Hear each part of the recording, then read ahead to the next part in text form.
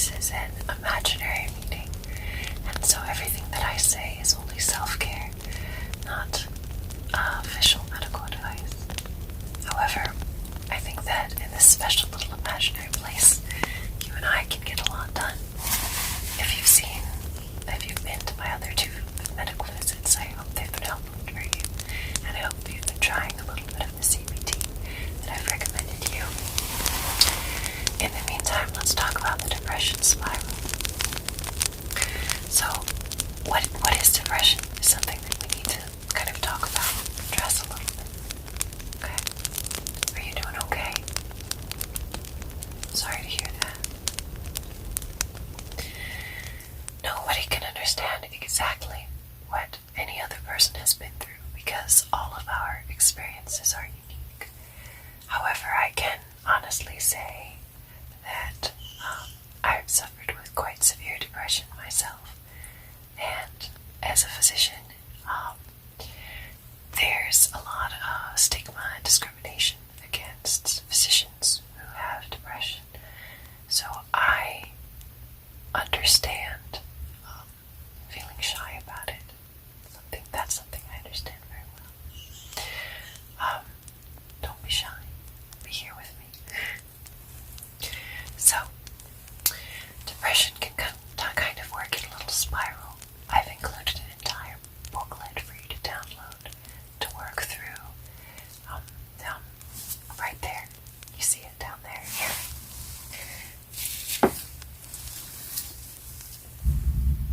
Yep. You just have to pick it up right down there. That little box I call the description. Of course. It's always lovely to see you, by the way. You bring me a lot of happiness. So, oh, by the way, anyone who is unhelpful or judges you for having depression, tell them to go. Well, in your mind, you can tell them to go suck a dog. It's just the thing that people go through. It is your responsibility, and you have power that you don't know about that can help you fight it.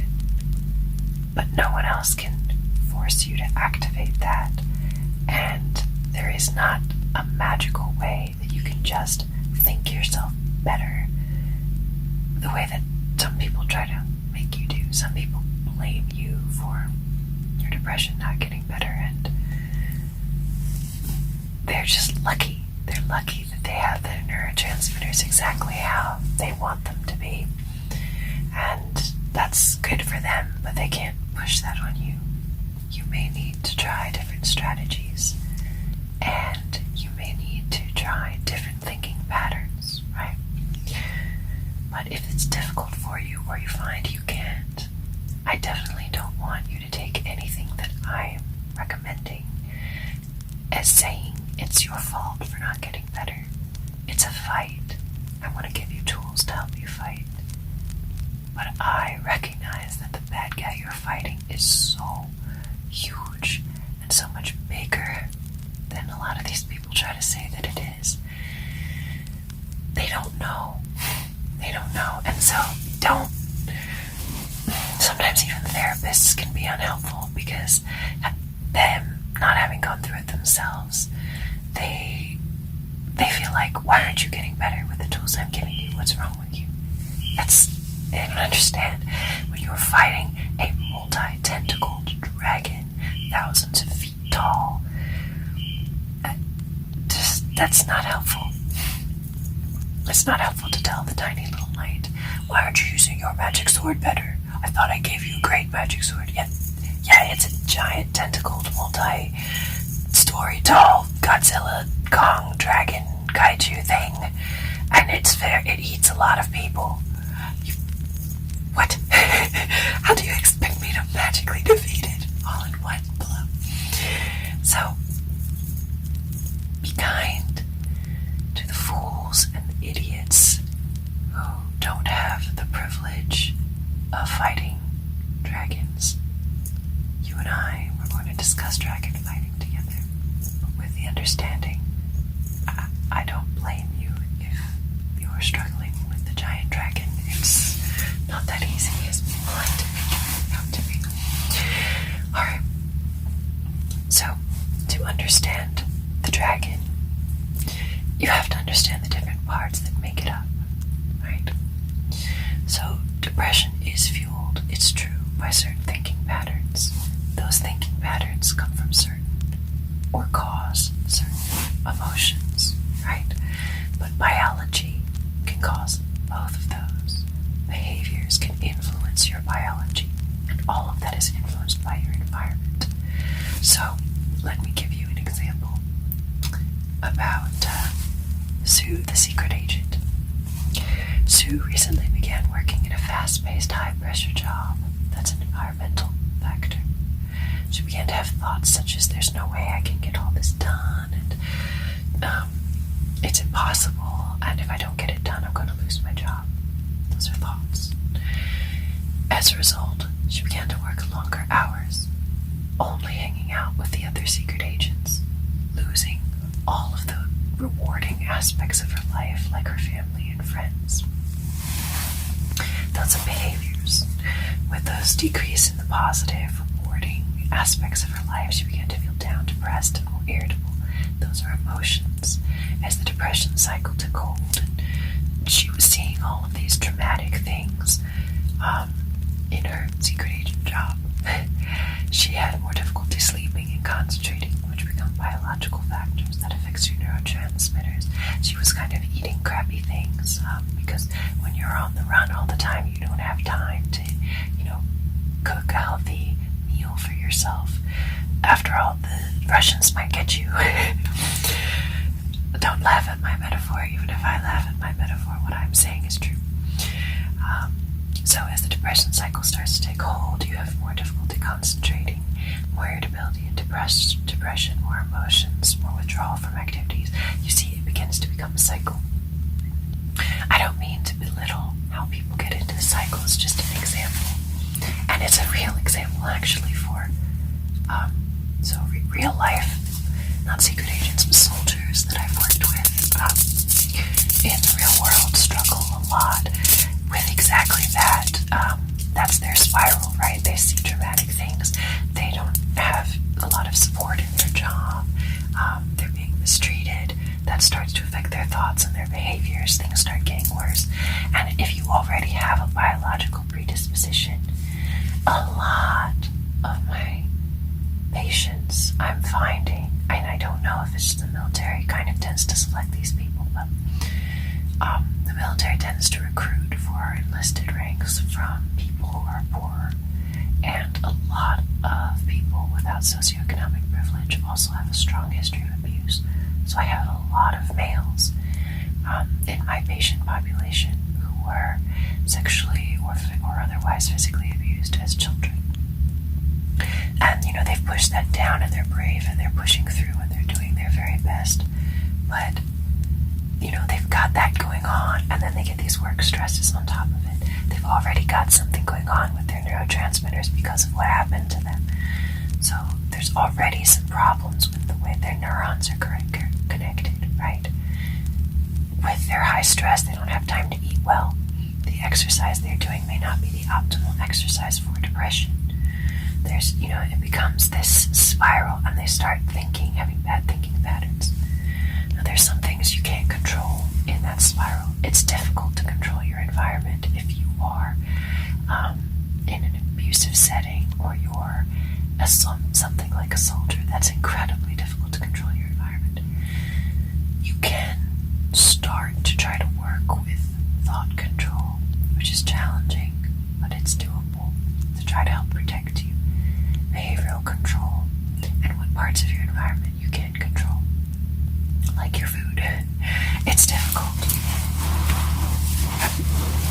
It's difficult and challenging to fight, like I said, to fight the dragon, but it's possible. People do it. Every single day that you stay alive, you have won a battle, and you should congratulate yourself and do something small as a reward. I stayed alive today. I'm gonna thank God and go eat a really nice blueberry salad.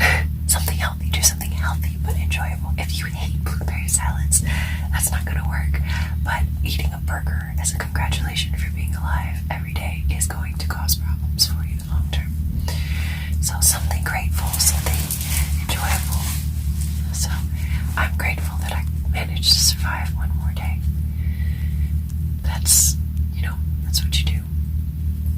It becomes difficult when you add in chronic pain, right? It's hard to be grateful for another day in pain. You can see, you probably saw on my face the difficulty with saying I'm grateful for being another day. It's tough when you're in pain. It absolutely is. So find something, look around, put magic in your eyes, and look through a magical lens of what is beautiful in the world around you. Even if it's something small like the color green, I'm grateful I got the opportunity to see the color green today. I'm grateful that I got to play with these sparklies between my eyes here today. I'm grateful that I got to eat today. Maybe I'm not entirely grateful that I woke up another morning in pain and it took me a really long time to get out of bed. And I'm having a little bit of difficulty breathing right now because I'm hurting. Maybe I'm not grateful about that. It's hard to be. It's hard to be grateful. But gratefulness is a big step. Find a little thing and write it down. Remember, this is how you fight. This is how you fight the dragon. You write down things that bring you a little tiny bit of joy. Or if you can't feel joy, right? Write down things that are valuable to you. Sorry, you have something on your eye there. Sorry, just around the side of your hair. Here, there you go. I didn't want your hair to be annoying. Sorry.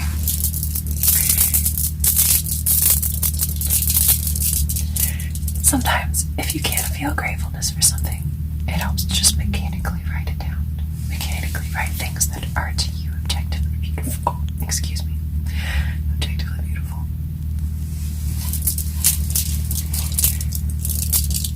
If you can't find that, and I've been there, it's so hard to see something and see something as objectively beautiful. Write down a list of the things in the room around you. Just look around the room around you. Write down a list of things and start separating them by value. This is valuable to me because this is valuable to me because. If you find that none of them are valuable to you, donate them to charity. Give them away. And then you'll find value in that. Right? You can write down and find, hey, there was objective value in the action I did of giving these things away. Right? That way you can take that lack of feeling, that kind of mechanical feeling, we call that anhedonia, where you can't find pleasure in anything. You can take that, turn it around, and use it. Okay, I don't find pleasure in this. I'm going to give it away. I don't find pleasure in this. I'm going to give it away. You will find the joy you give other people gives you value. It gives you meaning. I have to stay alive another day because I have to give one more thing away. Little by little. It's very difficult, but that's one strategy I'd like to recommend to you today. So far we've talked about stigmas against depression, the components of depression, fighting depression with elements of value or gratefulness, and small rewards. Baby steps. Baby steps, baby. You cannot expect a disease that's been building for a very long time to suddenly magically disappear with one or two magical steps. It takes time. It really does. So, let's talk about some other actions you can take. So Sue noticed her worsening moods and decided to take action to break her depression spiral. She focused first on one area that she felt would be easy to change: her behaviors. Specifically, she wanted to make how she spent time with her evenings after work. She decided to spend 30 minutes each evening relaxing with her family. Just 30 minutes. After several weeks, she started to feel lower levels of stress. You see, that's where she chose to intervene. She gave herself a different behavior to do. In your case, it might need to be sleep. I really need to do a sleep video. I keep forgetting to do that, but we will talk about sleep and how to improve your sleep biologically. Maybe that's where you need to intervene. Maybe you need to intervene in diet. That's an environmental, biological factor, right? Things that can cause, when you eat an excess of carbohydrates and proteins, certain nitrates build up in your blood. Those can become ammonia through your pee, and your body gets rid of them. But that's wear on your kidneys. Having those different things in your body affect your neurotransmitters. All these little biological chemicals through all your body have they impact things. If you don't have enough coenzymes to help with the natural processes of your body, then your body has to break down other parts of it. And if your body is constantly having to break itself down to build the coenzymes it needs to continue life, that's a stress, and that's difficult for your brain. What about the energy to your brain? So maybe you need more coenzymes in your life. I found helping people with their vitamin D, their vitamin Bs, really makes a difference. So maybe what you need to do, is get a ton of leafy greens into your plate. According to the FDA, half of your plates, you make your plate a circle. Half of it should be some kind of colorful plant, right? Potatoes don't count. They're not a colorful plant. White is not colorful. White, yellow, and brown are people colors, not food colors. Don't be offended, okay? It's just how it is. Your food colors need to be, bright purples, bright greens, bright oranges. No, I'm not talking about Skittles, sweetheart. You know what I mean? Excuse me.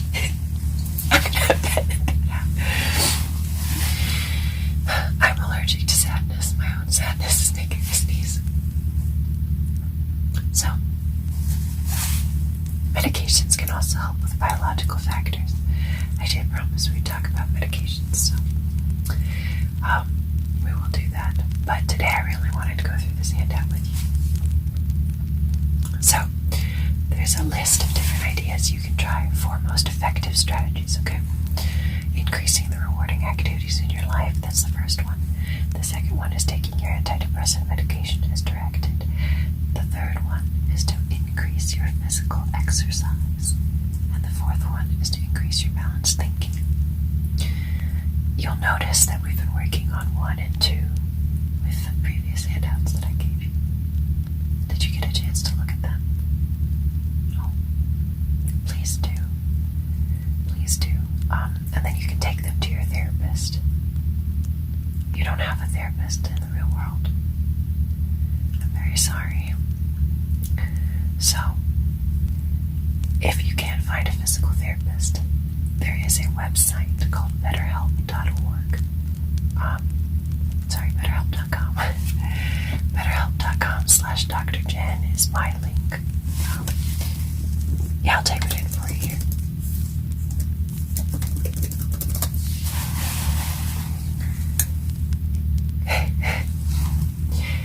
So, yeah. Well, it's a lovely link. Let me show it to you. This is my link that I just typed in for you. This is a picture of my comic book. Listeners, to this or to my podcast or people who read my comic can get up to 10% off for their first month of therapy, actually. It's kind of like my little gift to you. Getting you 10% off of your therapy. Of course, it's an affiliate link. So I do you also support me, basically. So we kind of help each other out. I get you 10% off and you support me a little bit. I can't write you any official insurance referrals, unfortunately. And then get money back from those knows that it's against the kickback law, which is a good law, because otherwise people would refer to their friends and then get money from their friends, and then there's this, it's not honest, right? You want to refer the patient to what's best for the patient, not necessarily what's best for you. So I can't write you any official referrals through insurance and everything else like that. That way.